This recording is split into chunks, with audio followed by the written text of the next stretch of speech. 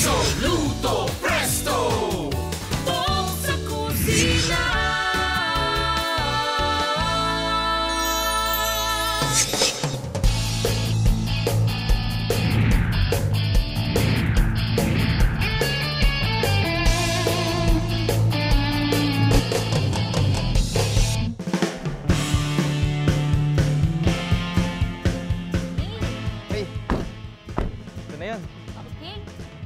Mga kapatid, isa na namang masarap ng umaga ng lusuban at tutuan ang inyong matutunghayan dito sa Katok sa Kusina. At syempre, itong umaga na ito, isa na namang kusina ang ating papasukin na lang ng bigla-bigla. Ganon? Oo, ang ating mga kapatid. Ay, nako. Balita ko yung papasukin natin bahay, kaibigan mo daw. Oo, kaibigan ko siya pero parang gusto ko siya maging kaibigan. Naku. Pero hindi na pwede dahil may girlfriend na siya.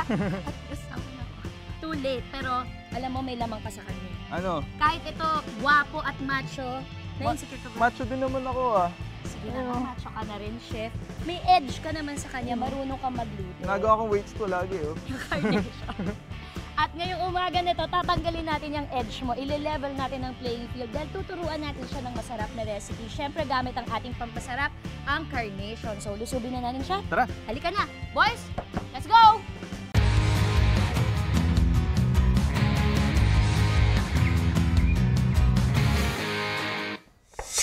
Katok sa kusina! Tao po!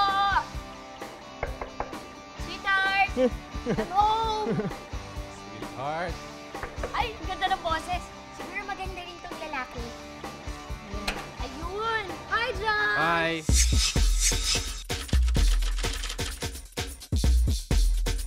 Kasama ko si Chef Jeremy Fabia. Pwede ba Hello. naming lusubin ang kusina? Sure! Pasok na kayo. Thank you! Ito ba? Wow! Wow! Nice place! Welcome, welcome. Sige nga, pakita mo sa amin ang iyong kitchen, John. Ito ang kitchen. Nice! As we say, what's mine is yours, so please. Sige, pakailaman na namin. Yun Okay, naman go, ang chef. kitchen mo. Ako na bahala. Unahin ko dito. na itong ref, Sige nga. Wow! Hindi pa ako nag-grocery shopping. Bachelor na bachelor, Oo. Oo Wala nga. masyadong laman, Pero hindi, sabihin naman natin basic. Basic, Para basic. mabait pa din tayo kay Jonathan. Tapos, lagi ako nakadiet, so... Ito, mukhang okay ito. Yeah, wow. Kamatis. Kamatis. Okay lang? Gamitin namin? Oo, maganda yan. John, marami ka ba laging mga female visitors dito sa bahay mo? Wala naman. Wala naman. Hindi ko yan.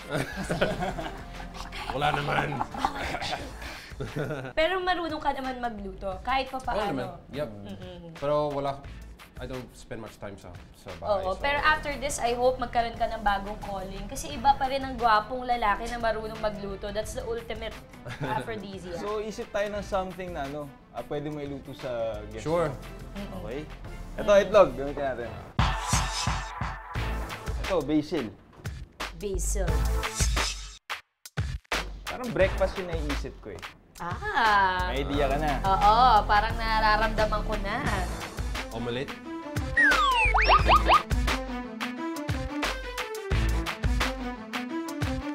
Tapos, ito, gamitin natin to. Oo, total nandiyan na ang baguette. Ito? Dahil mga bagyat tayo. At syempre, yung magpapasarap sa ating dish, yung ating carnation evap. Correct. Yan. Wow. Okay. Yup. Hugas muna tayo ng kamay, John. Sure, kasi dito yeah. sa ating kitchen, di ba, Cleanliness. is next to us. Us. Correct. So may baguette ka, may tomatoes, may basil, may eggs. At syempre ang ating pampasarap, carnation. Carnation evap. Tsaka yung pang natin, pang season natin. Mga Correct, ayan. condiments Ito, mga yan. season. Salt and pepper. Correct. Tapos ano to? Anong klaseng oil ang gagamitin Vegetable natin? oil ba to? Vegetable oil. Vegetable Vegetable oil. oil, yeah. Parang May kulang pa. Meron ka kulang, pang may gusto kulang, may idagdag? kulang. Teka lang. Ito na lang. Cheddar. Ayan, cheese. Very good. So meron tayong tomatoes, eggs, basil, baguette, pang season natin, salt, pepper, and cayenne. Cheddar cheese. Tsaka tungan na natin oil, tsaka yung pampasarap natin yung carnation evap. Okay, so today, Chef, ano naman ang naisip mong dish para i-prepare ni John sa kanyang special lady friend? Okay, so since mukhang madalas merong nag-sleepover na girls Minsan, dito sa minsan. Minsan. Umamin din. Isip tayo na pampa-impress mo dun sa female guest mo. So, Oo. Ano ba naman ang masasarap pa yung katabi mo na nga gwapong lalaki? Pagising mo, hindi mo katabi, nagluluto sa kusina. busy pagluluto para sa'yo, di ba? Diba? So, gagawa tayo ng tomato basil bruschetta. Ayan. Ayan. Okay, so simulan na natin. Gamit tayo ng bread knife. Slant natin siya hihiwain. Tapos don't put pressure kasi pag nilagyan natin ng pressure, ang tendency magliliit yung bread. Magka-cramp yung. Iwa tayo ng 3. Pwede rin silang gumamit kahit na pandesal, pwede. Toast lang natin.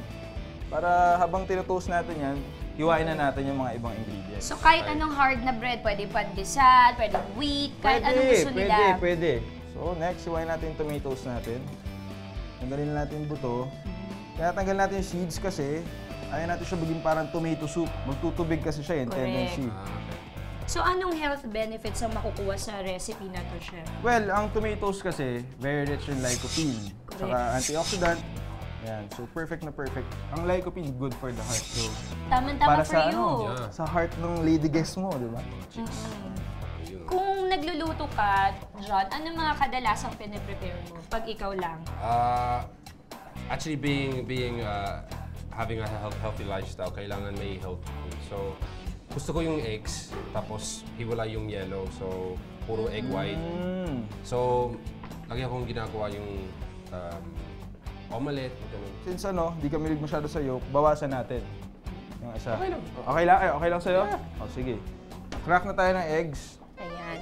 Nakikita ko yung mga nagka-crack ng eggs, Chef, sa edge ng bowl o kaya sa edge ng ganito, ng island ng kitchen. Ano ba ang tamang pag-crack ng Ang proper way na pag-crack ng eggs, dapat sa flat surface. Ayun. Yan. Yan pala ang mas tama. Yun. Tapos beat lang natin yan. Tapos next natin gagawin yung ating basil.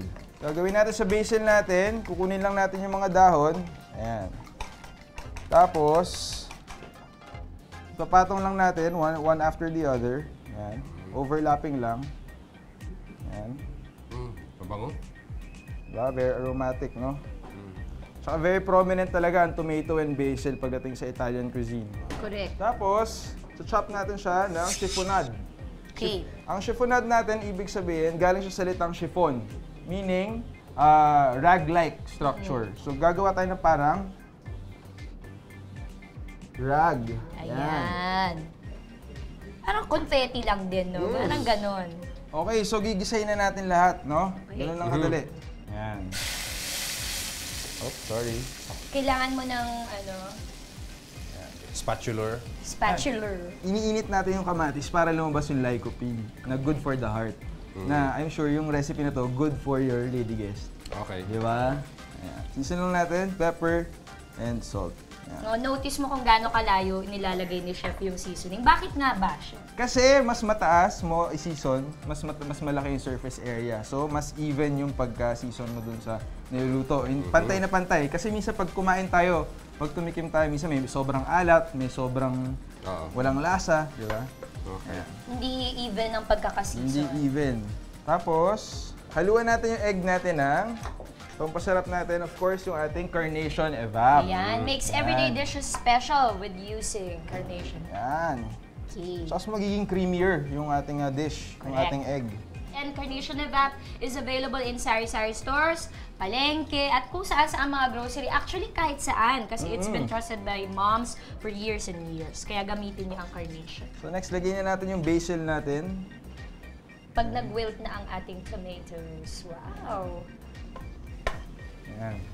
Perfect mag-asawa din yan, basil at tomatoes. Okay, so lagyan natin yung ating egg.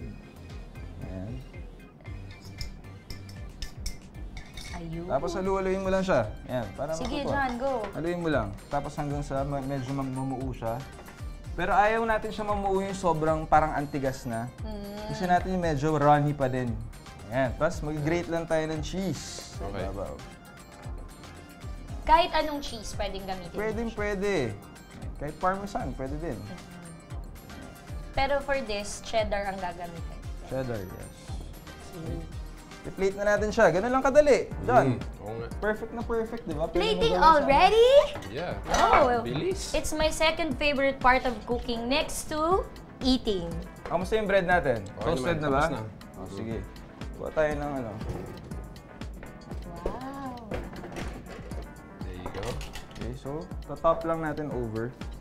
So, complete meal na siya, no? Perfect breakfast. And it's light naman. Yes. Perfect kung nagda-diet din ba yung ano, female guest mo. Perfect. Tapos, lipat lang natin dito. Ganun lang kadali. Tatlo para ay... Love carnation. Galing mo talaga. Thank you, teacher.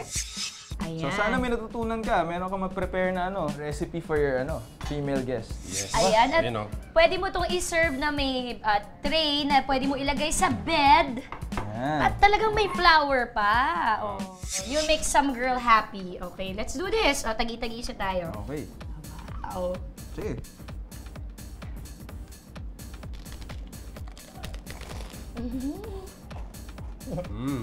Walang ka-glamour na pagkain. Makagit-git ka. Sarap. Very straightforward yung lasa, di ba? Tsaka yung creaminess ng carnation. di ba? That's what Sa kicked egg. it up a notch. I think yung egg talagang na-boost ng ating carnation. Naging mas creamy. Sarap.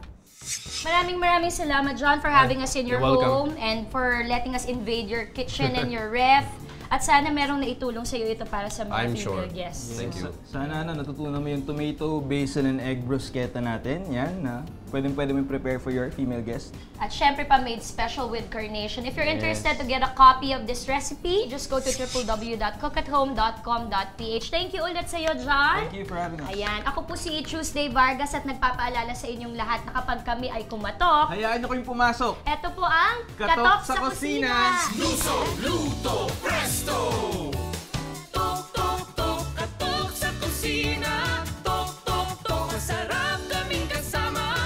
Ulang may patok pag kami ay kumain.